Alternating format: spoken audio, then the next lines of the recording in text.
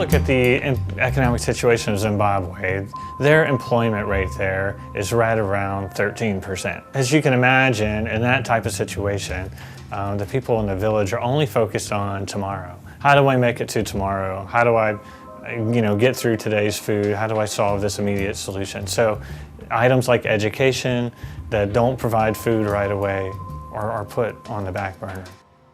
Vibrate Foundation, they were established in 2004. So their primary purpose and their mission is to improve the education system in the outskirts of Victoria Falls, Zimbabwe. And one of the ways that they do that is to build schools. They also look at ways where they can sustain financial income for the villages because it obviously takes money to run a school, to provide teachers, supplies, so forth. So we like the Buy a Brick Foundation because it gave us an opportunity to make a lasting impact outside of a 2-week mission project. The village currently has 320 kids that can attend school. But the current facilities only allow for 190 of those children to attend. There just isn't enough room. So there are no bathrooms, so they use the toilet in the bush, and then they cram into these 3 rooms, which used to be used to butcher game for hunters.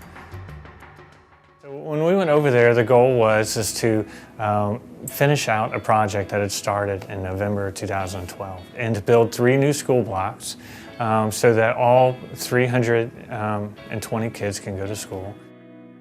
We used a similar construction crew throughout our schools, and we employ one individual there that helps us coordinate supplies and resources and timeframes.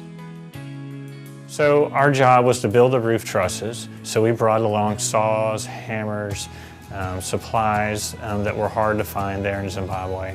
We built the roof trusses, we put the roof trusses up, and we plastered the inside of the walls.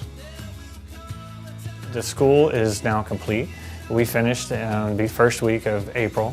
They now have room for 350 students, and they're ready to go to improve their economic situation. These schools will last for years to come and will give these children a foundation for their future.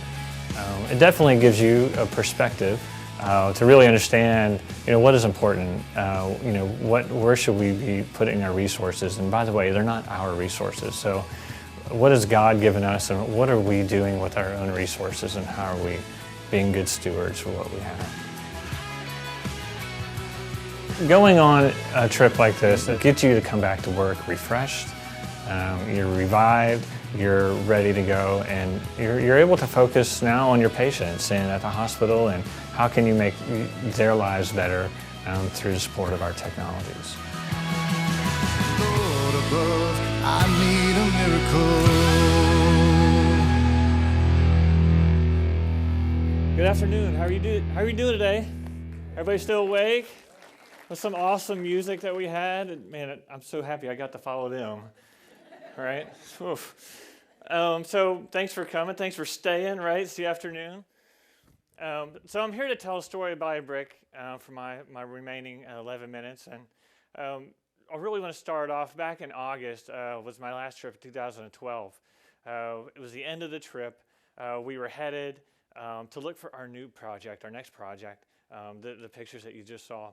So we were all tired. We were crammed into this bus. So if you've ever been to Africa, you know that they know nothing about personal space, okay? So transportation is such a luxury over there. When there's a chance for people to move by a car, everybody joins in, right? So we're crammed into this bus. We're going down this bumpy road. We're learning some new language. I'm on the side, right? So I open the window, hoping to get some fresh air. And so I see these little kids in the village, and they're screaming, "Kiwi, Kiwi." Well, if you don't know Ndebele, Kiwi means white man, right? And I've never seen a white man, some of them. So we were headed to this village, and we were looking for this next project. And we stumbled across Breakfast, which you just saw in the video. And the problem there was that they had this old building that they had used for animal, hunters had used it to slaughter animals, and that's where the kids were going to school for the last 40 years. So we got in there, we were looking around the building, and the first room we go in, the floor is littered with bat feces. It is the worst smell you can imagine. And so you saw, maybe you caught a glimpse there in the video, and we had put on white hazmat suits and destroying the ceiling to try to get the bats out of there, to spray bleach to, so they can reuse that building, trying to refurbish it. So that was the basis of the trip, and so I wanted to go a little bit through this presentation and kind of tell you how they got there. How does Zimbabwe get that bad, and what can we do to start solving the problem? So if we go to the presentation here, so the foundation that we go with is BuyABrick Foundation, and we also go by Team Africa. So if you go to buyABrick.com or teamafrica.com, gets you to the same place. So where is Zimbabwe? Zimbabwe is, if you start your timer from my driveway all the way to the village, it took us 37 hours to get there. There's no stopping, there's no hotels, that's not staying overnight somewhere, that's just literally traveling the whole time. So Victoria Falls, Zimbabwe is home of the huge waterfall. So if you've ever been to Niagara, imagine Niagara times 3, and that's Victoria Falls. Victoria Falls has 35,000 people, but you know how beautiful the waterfall is. The people there are really the attraction. They just have so much love for each other, and their times are so tough, but they are really the focus. So how did they get to where they are? I mean, how does this happen? Back in the 70s, there was this great civil war in Zimbabwe. There were a lot of white settlers, and there were a lot of natives of Zimbabwe, and it was a long battle. They have children in the civil war. It was a horrible picture. In the 80s, 1980, Mugabe, who is still in charge today, he was placed in power in a democracy, so to speak. And he started a lot of new ideals, right? Well, he's a big fan of the natives of Zimbabwe. So these natives of Zimbabwe, in the late 90s, he decided he was going to take all the land from the successful white farmers and give it to the native of Zimbabweans. So now the natives have the farms, the white folks are pushed out of the country. But the problem with that is that the natives did not know how to farm. So they were always in the field. They maybe knew how to plant the seed, maybe how to harvest, but they didn't know how to sell it. They didn't know how to find buyers. So there soon became a huge food shortage. So in this picture, these kids, these trucks are driving by the highway, okay? And they have grain, they have food, and it gets windy. Maybe the tarp isn't down so much. Food's blowing out of the truck, okay? But these kids, for their food, they're just picking up off the floor and putting it in their little cup, okay, so they can have corn for the day. I mean, that's how dire we're talking about. And this isn't in the 70s, back a long time ago, and it's all fixed. I mean, this is now. This is how they live. It's surviving for today. Inflation is getting so out of hand in 2010 that there's a point in time, this gentleman here, he's loading up his cash, his Zimbabwe money, to go buy groceries. This is a picture I took in 2007, my first trip out there. This gentleman had all this cash, and he's walking like this, going all the way to the grocery store with his cash. Can you believe that? By the time we got there in 2007, we exchanged a couple $100 that first day, and we had when we first exchanged like $300, we got somewhere around 250,000 Zimbabwe dollars. By the next Friday, we went to exchange some more dollars. We got 425,000 Zimbabwe dollars. It was ridiculous on the rate of inflation. So in 2010, they adopted the U.S. dollar. So right before this, it got so bad to where they're printing $100 billion bills, okay? And this gentleman here, he's buying 3 eggs with $100 billion. There's no joke. You go to Zimbabwe now, it's worth nothing, obviously, now, right? But they're trying to sell, tourism. When they see tourists come, like, hey, it's American. Do you want to buy $100 billion for $1, And I think the most interesting thing on this is they use the word dollar on their bills, which is pretty interesting. So how do you combat that, right? How do you make that difference, right? So it's a solution. There's the first thing, and I don't want to lose sight of this is a building project. I mentioned in the video, this is not about what did Joel do? How did he go and help revive a community? This is all about God, okay? So this is his vision, and we're just tools. We're just servants following in what he wants to do. So our first and our primary thing there is these people need love, they need support, and they need a Savior. So this is very much an evangelistic mission. So we went there with the Jesus film in their dialect, and the Ndebele dialect. And so we brought a video. We brought, this is run off a generator off the middle of the village because they don't have electricity or running water.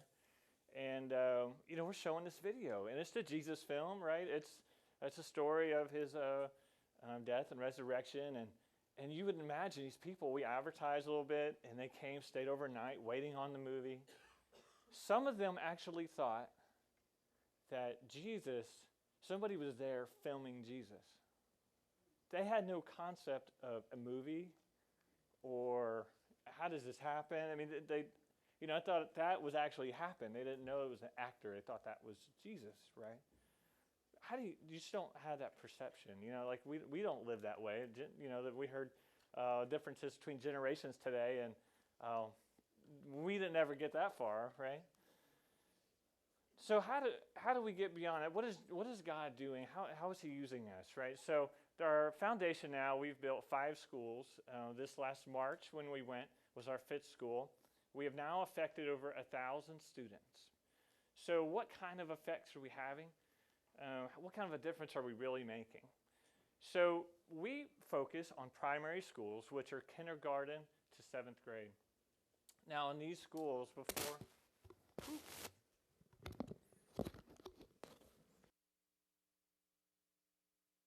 Better?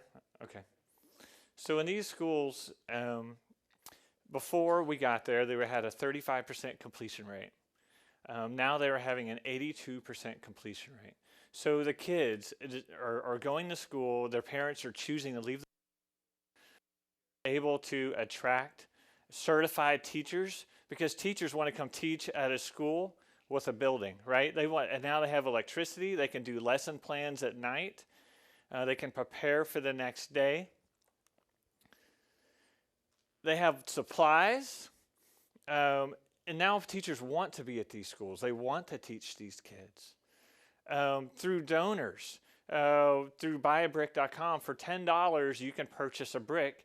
We write your name on a brick. We take a picture of it. We send it to you to say thank you for your support on the trip. And for this past trip in March, we had hundreds of donors.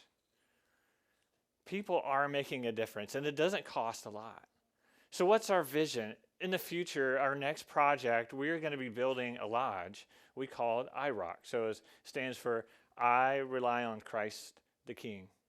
And we are building a mission center. So right now it's been very homegrown.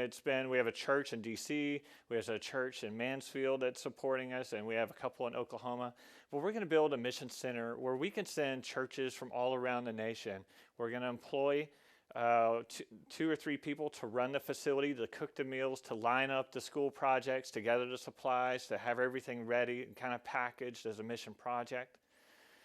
So this is expanding way beyond myself and what I'm in charge of. And how does that happen? It happens one brick at a time. Really does. It's just one brick. Can you make a difference? Can you get out of that cramped van? Can you do something that's going to change kids in Zimbabwe? So thank you very much for listening to me about Buy a Brick Foundation. And go to buyabrick.com, take a look, and you too can make a difference. Thank you, Joel.